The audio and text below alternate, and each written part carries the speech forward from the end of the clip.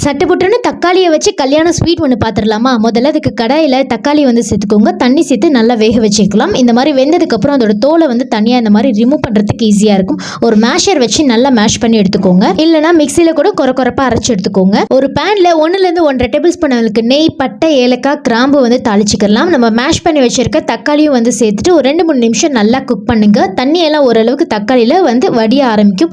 அந்த ஸ்டேஜில் வந்து சுகர் வந்து சேர்த்துக்கலாம். எக்ஸ்ட்ரா டேஸ்ட் கொடுக்கறதுக்காக பேரிச்சம்பழம் வந்து சேர்த்துருக்கேன். வேணும் அப்படின்னா வந்து ஆட் பண்ணிக்கோங்க, இல்லைனா ஸ்கிப் பண்ணிக்கலாம். ஆனால் இந்த ஜாமுக்கு இது சேர்த்தா தான் டேஸ்ட் ரொம்ப சூப்பராக இருக்கும். சுகர் சேர்த்த உடனே கலர் நல்லா வந்து சேஞ்ச் ஆயிடுச்சு பாருங்களேன். நல்லா வந்து லோ ஃப்ளேமில் வச்சு இந்த மாதிரி நல்லா மிக்ஸ் பண்ணி எடுங்க. நல்லா திக்காக இந்த மாதிரி ஜாம் கன்சிஸ்டன்சி வரும்.